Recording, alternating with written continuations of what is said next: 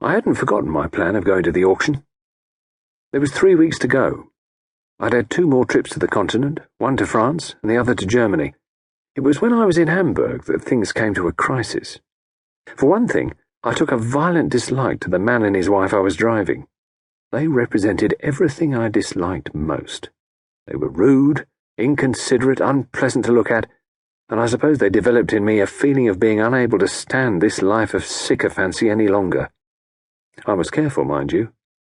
I thought I couldn't stand them another day, but I didn't tell them so. No good running yourself in bad with the firm that employs you. So I telephoned up their hotel, said I was ill, and I wired London saying the same thing. I said I might be in quarantine, and it would be advisable if they sent out a driver to replace me. Nobody could blame me for that. They wouldn't care enough about me to make further inquiries, and they'd merely think I was too feverish to send them any more news. Later I'd turn up in London again, spinning them a yarn of how ill I'd been. But I didn't think I should do that. I was fed up with the driving racket. That rebellion of mine was an important turning point in my life. Because of that, and of other things, I turned up at the auction rooms on the appointed date. Unless sold before by private treaty, had been pasted across the original board, but it was still there, so it hadn't been sold by private treaty. I was so excited, I hardly knew what I was doing. As I say, I'd never been to a public auction of property before. I was imbued with the idea that it would be exciting, but it wasn't, not in the least. It was one of the most moribund performances I've ever attended. It took place in a semi-gloomy atmosphere, and there were only about 6 or 7 people there. The auctioneer was quite different from those auctioneers that I'd seen presiding at furniture sales or things of that kind. Men with facetious voices and very hearty and full of jokes. This one, in a dead and alive voice, praised the property and described the acreage and a few things like that, and then he went half-heartedly into the bidding. Somebody made a bid of £5,000. The auctioneer gave a tired smile, rather as one who hears a joke that isn't really funny. He made a few remarks, and there were a few more bids.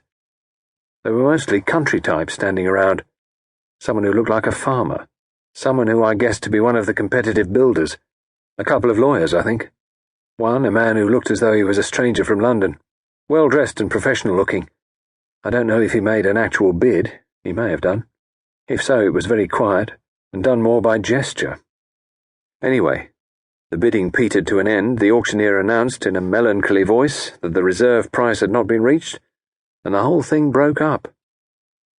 Well, that was a dull business, I said to one of the country-looking fellows, whom I was next to as I went out. Much the same as usual, he said. Been to many of these? No, I said. Actually, it's the first. Come out of curiosity, did you? I didn't notice you doing any bidding. No fear, I said. I just wanted to see how it would go. Well, it's the way it runs very often. They just want to see who's interested, you know. I looked at him inquiringly. Only 3 of them in it, I should say, said my friend. Weatherby from Elminster, he's the builder, you know. Then Dacomb and Coombe, bidding on behalf of some Liverpool firm, I understand. And a dark horse from London, too. I should say a lawyer. Of course, there may be more in it than that, but those seem the main ones to me. It'll go cheap. That's what everyone says. Because of the place's reputation, I asked. Oh, you've heard about Gypsy's Acre, have you? That's only what country people say. Rural Council ought to have altered that road years ago. It's a death trap. But the place has got a bad reputation. I tell you, that's just superstition. Anyway, as I say, the real business will happen now behind the scenes, you know. They'll go and make offers. I'd say the Liverpool people might get it. I don't think Weatherby will go high enough. He likes buying cheap. Plenty of properties coming into the market nowadays for development. After all, it's not many people who could afford to buy the place. Pull that ruined house down and put up another house there, could they?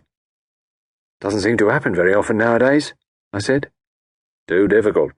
What with taxation and one thing and another. And you can't get domestic help in the country. No, people would rather pay thousands for a luxury flat in a town nowadays up on the 16th floor of a modern building. Big, unwieldy country houses are a drag on the market. But you could build a modern house, I argued. Labour saving.